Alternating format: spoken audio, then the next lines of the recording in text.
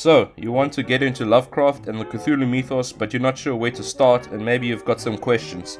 My goal for this video is that by the end of it, you'll know who Lovecraft was, know which books to start with, have a basic understanding of the mythos and what his stories were really about. A crash course, basically. I hope to achieve this all in a concise and presentable way that will save you the hassle of reading numerous articles and watching numerous YouTube videos, which is what I had to do long ago. But also, don't blow things out of proportion. In the end, you are just still reading short stories. Who is H.P. Lovecraft? Howard Phillips Lovecraft was born in 1890 in Providence, Rhode Island in the United States. He came from a rich upper middle class family of good breeding with roots going back to England. He lived a comfortable life as a young boy, but his male relatives all died when he was relatively young, leaving him to his less than mentally stable mother, who also died later in his youth, and eventually all he had were 2 aunts and very little money. Even as a very young boy, he was always deeply interested in literature and poetry, both reading it and creating it, and began writing stories and poems even before puberty, though his first real stories of quality began when he was around 27 years old.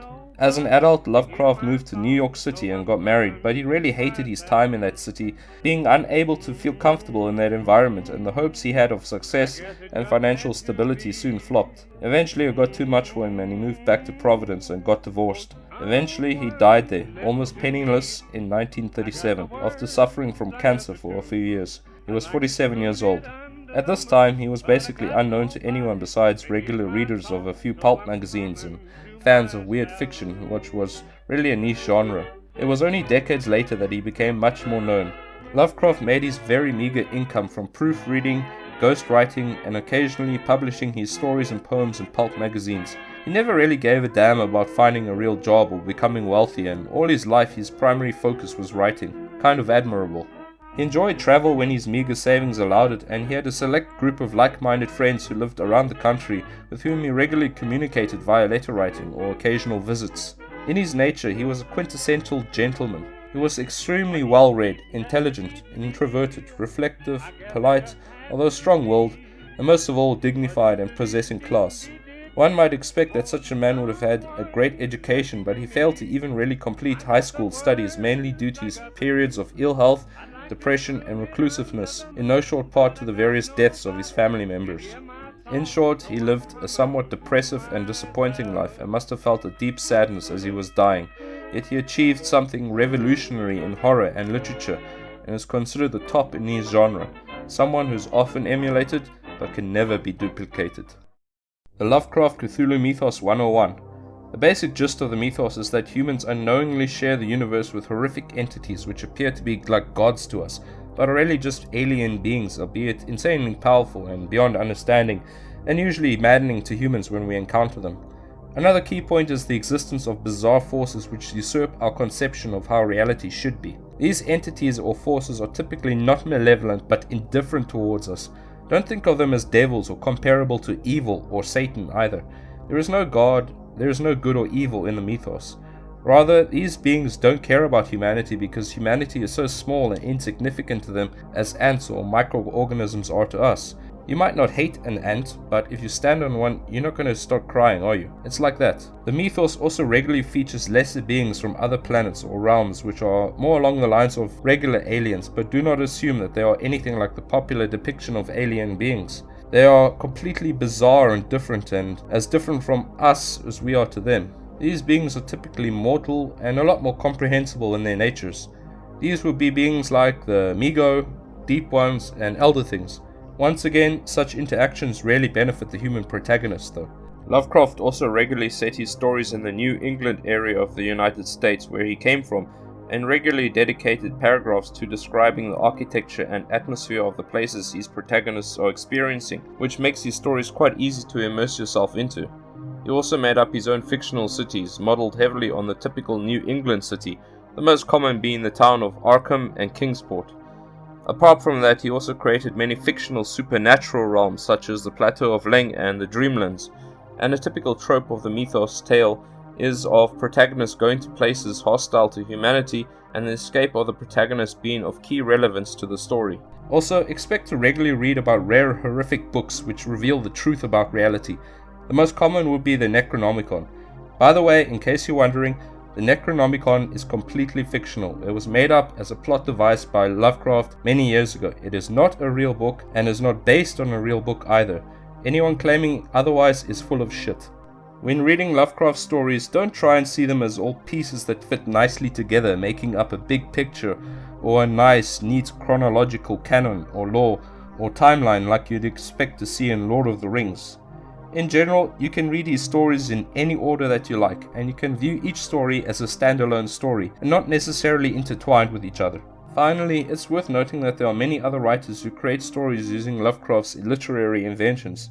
He had a circle of friends and even encouraged them to use his characters. This continues to this day, which explains why you'll see new anthologies coming out of Lovecraftian horror stories written by other authors. What are his stories really about? On the surface, you can simply take his stories to be about humanity fighting against horrific and usually tentacled monsters, but in reality his stories all contain a philosophy he came to develop known as cosmicism.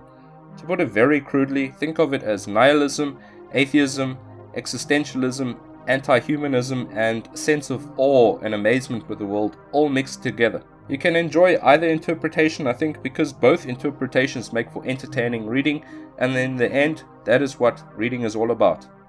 Which stories should you read first? In my opinion, these stories are all great to start with and all give you a sense of what Lovecraft is about. The Call of Cthulhu, The Shadow over Innsmouth, The Outsider, From Beyond, The Color Out of Space, The Rats in the Walls, and Dagon. Which book should you buy first? There are currently so many collections and anthologies of Lovecraft's writings, mainly because for the most part he is in the public domain. I really think you shouldn't spend too much on a book to begin with, and I really don't think it's necessary for you to go and buy a massive complete edition until you're sure you really like Lovecraft. For that reason, I suggest picking up a Penguin edition which contains all of his key stories. If you really want a complete edition though, then I recommend the Barnes & Noble collection. A very good book. Beware his writing style. When I first started reading Lovecraft, it was difficult. The man has an extremely singular writing style, a love of certain adjectives, obscure and seldom used words, archaic spelling, and a tendency to neglect dialogue. It can be quite jarring to read. My tip is to simply read and reread his stories. When you get used to it, you will either love it and see the style for the charm that it has, or you'll still hate it. Sorry. Lovecraft's influence. Maybe you decided to read Lovecraft now because one of your favorite writers or game designers or filmmakers mentioned him. That's no shock. People like Guillermo del Toro, Mike Mignola, Stephen King, John Carpenter, Neil Gaiman, H.R. Giger are all fans of his. Bands like Metallica and Black Sabbath wrote songs about his works. Big-name video games like Bloodborne, Amnesia: The Dark Descent, Alone in the Dark, and even a Skyrim and Fallout DLC all take strong influence from Lovecraft. The answer is yes, hell yes, he is that influential, and for all the more reason you should read a couple of his stories. The point is that if you end up enjoying his works and style of horror, you will be very glad to know that there are many comics, films, and video games and short stories and artworks available for you to enjoy that try and emulate his style. Sometimes successful, sometimes not so much.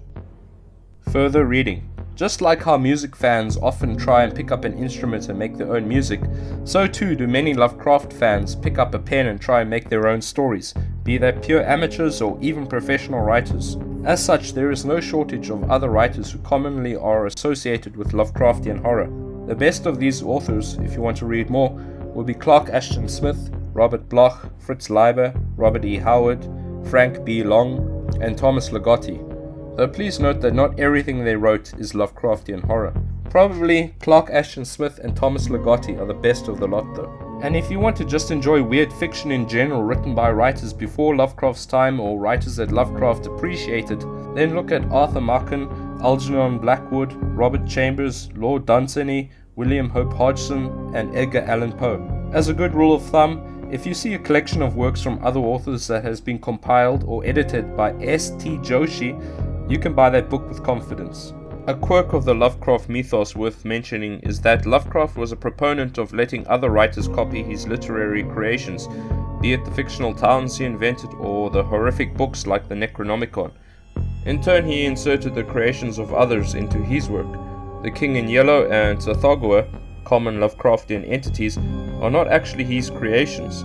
This explains why you will see many authors reference his creations in their own works even to this day, and given that Lovecraft's works are basically free of copyright, it's even better. Would you like to know more? This video is really just quick information that I think is the most vital to know. If you decided Lovecraft sounds like he is for you, then there's a lot more to know. Regarding books, I recommend Michelle Houellebecq's H.P. Lovecraft Against the World, Against Life. This book will tell you what Lovecraft was like as a thinking, feeling person. If you want a full biography, then there is the 2-volume I Am Providence by S.T. Joshi. It is unsurpassed in the depth it goes in exploring Lovecraft's life. And since you're already on YouTube, I suggest checking out these channels. I'll put the links in the description. The videos produced by these creators are top-notch and informative. And dare I jerk myself off a little bit and recommend my own channel? I would like to say that Lovecraft is one subject that I feel I know a real lot about. Check out some of my videos. People seem to enjoy them, so maybe you will too. Anyway, that's my video to you, the new guy or girl into Lovecraft. I think after viewing this video, I've equipped you with all the information that I wish I knew when I first started reading Lovecraft. Please go out and enjoy his works. It's what he would have wanted. Cheers.